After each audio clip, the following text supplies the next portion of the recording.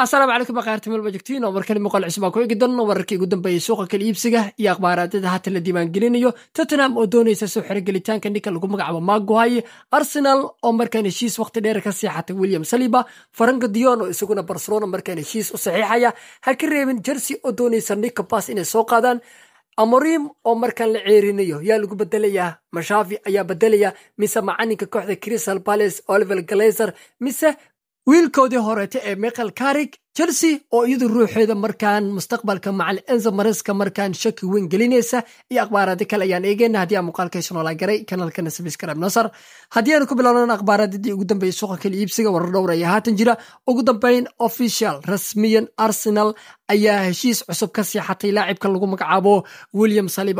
Saliba heshiis gaari ila 2030 ayuu markaan qalinka ugu duugay kooxda kubadda cagta Arsenal xidigan waxa la soconaa in Real Madrid si weyn u daneynaysay rabeen inay soo qaadaan laakiinse ugu dambeyn ninkan wuxuu go'aansaday inuu qalcada Emirates waqti dheer sii joogo maalmo ka hor ayaa idin la wadaaga in farxadda Arsenal ee dhameystiran tahay heshiis cusubna oo saxiix doono laacibka lagu magacaabo William Saliba ugu dambeyn maanta ayay sheekadu dhamaatay official rasmiyan ayaana sheekada marka loo gabagabeeyay William Saliba waqti dheer ayuu joogi doonaa qalcada caanka Emirates Stadium marka sheekadu oo hore waxay ahayd William Saliba heshiiskaas ayuu Arsenal u saxiixaya marka waan arki doonaa wixii ka soo kordha sheekadii haatan way timid sheekaduna way soo gabagabowday officially waa lagu dhawaaqay heshiiskii William Saliba marka sheekaduna waa isku gabagabowday Arsenal ugu dambeyn way ka adkaadeen ayaa la oran karaa xiisaha kooxda kubadda cagta Real Madrid ee u qabeen laacibka lagu magacaabo William Saliba dhanka kaleeto laacibkii hore ee Barcelona ninka haatan madaxa suuqa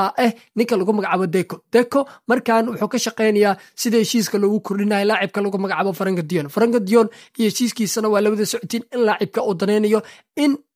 uusan dhimin wax mushaaraad ah heshiiskan uu saxiixo laakiin Barcelona waxay ka shaqeynayeen in laacibka la yiraahdo Frank de Jong uu mushaaraadkiisa dhimo sidaana heshiisku saxiixo hadii kale tirmatay laacibkan waa la iibinaya ayaa la oranayay koox badan oo Bayern Munich Manchester United ee ku jiraan ayaana laacibkan doonayay laakiin haatan sheekadu waa la isku soo dhawaaday oo labada dhinac markaan dhexdhex ay joogan laacibkana waxa la leeyahay markaan heshiis cusub ayuu saxiixaya Deco oo wareysi bixinay wuxuu sheegay in sheekadu markaan ay dhowdahay laacibka la yiraahdo Frank de Jong uu muuqanayo markaan mid heshiis qalinka ugu duugayo kooxda kubadda cagta ee Barcelona marka wararkana haatan ayay soo kordhiyaan dhanka kale kooxda kubadda cagta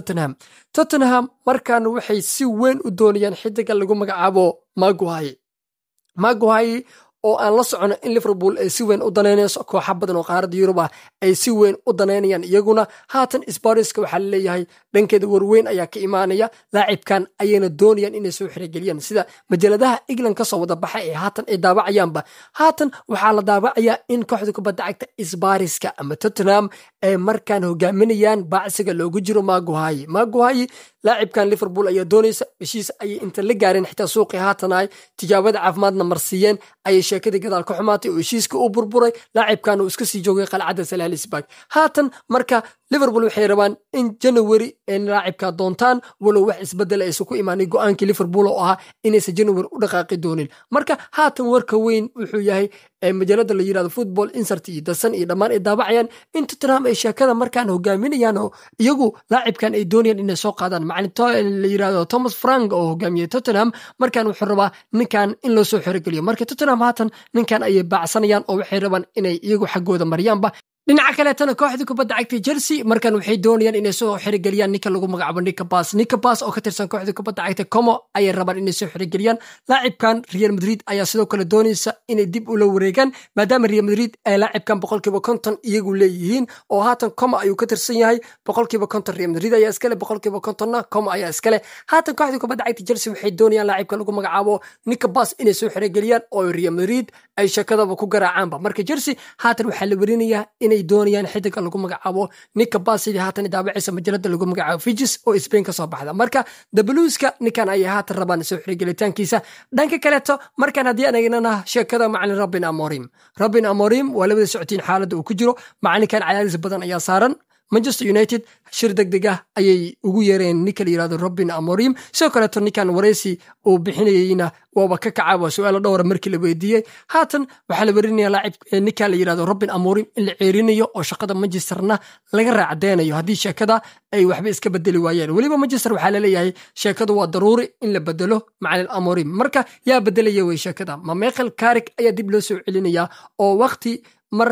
Manchester United si ku meel gaar u hayay oo season dhamaadkiisa hayay sidoo kale tan la soo shaqeeyay macallimiin dhowr oo qayb ka yahay Master Jose Mourinho 2019 sidoo kale macallinkii la oranayay Ole Gunnar Solskjaer ayuu sidoo kale la soo shaqeeyay wiilkii hore ee Manchester United ninka lagu magacaabo Michael Carrick marka Michael Carrick haatan waxa la leeyahay wuu bedeli karaa macallinka lagu magacaabo Ruben Amorim kaas oo markaan mustaqbalkiisa shaki weyn uu ku jiro ninkan waxa laga yaabaa in shaqada laga raacdayo marka macallimiin dhowr ayaa liiska haatan ku jira oo marka la leeyahay way bedeli karaan Manchester ninkan Michael Carrick haatan wuxuu hogaamiyay kooxda Middlesbrough alle waxa loo isticmaali karaa seasonka inta ka dhiman inuu kooxda wado sidaas ay markaan nimanka Manchester qorshooda yahay laakiin macallimiin kale ayaa liiska ku jira oo xil ciyaareedka dambeeto ama kan gudihiisaba shaqada Manchester loo dhiibi kara maadaama hataba horyaalka uu bilow yaaba macalinka Barcelona ninkii Barcelona hore u maamuli jiray ninkii la yiraahdo Mr. Xavi Hernandez ninkii indhaha waaweyn markaan isaguna kooxda Manchester United ayaa daneynaysa ayaa la leeyahay oo liiskeed ayuu ku jira oo waxa suurtagal ah in ninka la yiraahdo Xavi oo markaan qalcadda Old Trafford macalinkeeda noqdo Manchesterna markaan isagu maamulo ninkan Barcelona ayuu ku soo fashilmayo shaqadeeda laga raacday kadibna Hansi Flick ayaa loo dhiibay Barcelona wax kale ka dhigay markaan ninkan waa iska shaqo la'aan marka haatanna Manchester ayaa doonaysa ninkan inay soo xirigeliyaan laakiinse warka ugu weyn wuxuu yahay macalinka kooxda Crystal Palace ninka lagu magacaabo Oliver Glazer ayaa haatan shaqada Manchester ugu cadcad soo kale waxaa jira macalinka xulka England ninka lagu magacaabo Southgate oo shaqada Manchester loo dhiibi karo laakiinse Oliver Glazer ayaa noqonaya macalinka Manchester shaqadeeda markaan qabanaya sida wararku ay sheegayaan waana war weyn ninkan isagu ruuxiisa waaba ka dhawaajiyay wuxuu yiri anigu Manchester haday isoo wacdo automatic waa aadaya oo war ma soo celinaya oo marka ninkan Crystal Palace wax weyn ayuu ka dhigay haatan markaa fiirsan 2025 si loo gaday dhibco badan ayuu helay kaliya waxa ka horeeyay Liverpool iyo waxa ka horeysa kooxda kale ee lagu magacaabo Arsenal asigu saddexaad ayuu fadhiyaa marka 2025 dhibco la xisaabiyo 40 dhibcood 48 dhibcood meelaas ayuu helay haatan xil ciyaareedka socdaan kooxiisa 12 dhibcood ayay leedahay horyaalkii kulamadii ay ka ciyaareenba marka kaalmaha hore ayay fadhiyaan saddexaad ayay fadhiyaanba meelaha ayay fadhiyaan nimanka Crystal Palace marka shaqo weyn ayuu ka qabtay kooxda kubadda cagta ee Crystal Palace ninka lagu magacaabo Oliver Glazer marka kooxda ku ciyaarta qalcad Selhurst macalinkooda markan Manchester ayuu doonaya inuu majaraha u qabto marka waan arki doonaa shakada Manchester iyo macallin Amorim iyo ninka bedeli doona halka ay gaartaba soo kaleeto kooxda kubadda cagta Chelsea markan waxa la leeyahay mustaqbalka macalinka la yiraahdo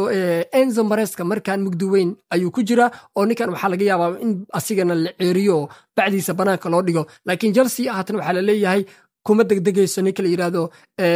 Enzo Maresca marka Fabrizio oo ka hadlayay maalin ka horna waan arkayay mustaqbalka macalinka la yiraahdo Enzo Maresca oo dhahaya xaaladdu haatan waa iska okay ninkaana in la ceerinayo uma badnaa doonto Chelsea kuma degdegayso marka Chelsea iyadoo ruuxeeda niman u samaysan maahan guuldarado haddii guuldaro arkaan macalinka hore loo raacdeynaya marka